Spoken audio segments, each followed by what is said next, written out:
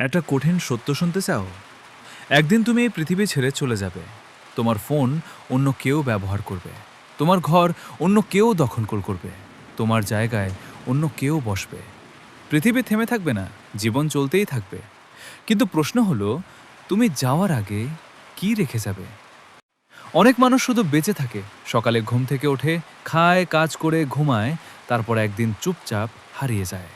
পৃথিবী তাদের মনে রাখে না, কারণ তারা শুধু সময় কাটিয়েছে, জীবন গড়েনি।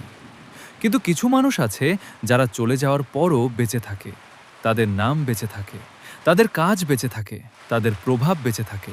কারণ তারা শুধু নিজের জন্য বাঁচেনি, তারা পৃথিবীতে একটা চিহ্ন রেখে গেছে। এখন তুমি হয়তো ভাবছো, আমি তো সাধারণ মানুষ, আমি কি রেখে যাব? কিন্তু সত্যি হলো, ইতিহাস গড়ার জন্য বিখ্যাত হওয়া লাগে না। একজন বাবা তার সন্তানের জীবনে একটা ইতিহাস তৈরি করতে পারে। একজন শিক্ষক হাজারো শিক্ষার্থীর ভবিষ্যৎ বদলে দিতে পারে। একজন সাধারণ মানুষও তার সততা, পরিশ্রম আর চরিত্র দিয়ে পৃথিবীতে নিজের ছাপ রেখে যেতে পারে। একটু ভাবো, যদি আজ তোমার জীবন শেষ হয়ে যেত, মানুষ তোমাকে কিভাবে মনে রাখত? একজন অভিযোগ করা মানুষ হিসেবে, নাকি একজন সংগ্রামী মানুষ হিসেবে? একজন অজুহাত দেওয়া মানুষ হিসেবে, নাকি একজন এমন মানুষ হিসেবে যে সব বাধা পেরিয়ে এগিয়ে গেছে? জীবনের সবচেয়ে বড় ভুল হলো এই ভেবে সময় নষ্ট করা যে একদিন শুরু করব, কারণ সেই একদিন অনেকের জীবনেই আসে না।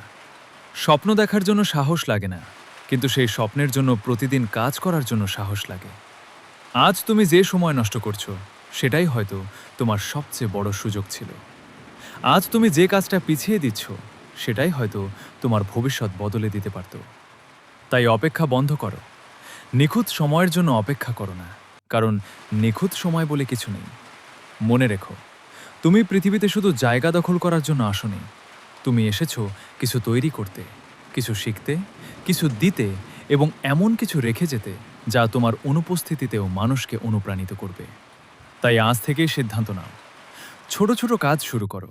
প্রতিদিন নিজেকে আগের দিনের চেয়ে একটু ভালো বানাও, কারণ বড় পরিবর্তন একদিনে হয় না, কিন্তু প্রতিদিনের ছোট সিদ্ধান্ত একদিন বিশাল ইতিহাস তৈরি করে।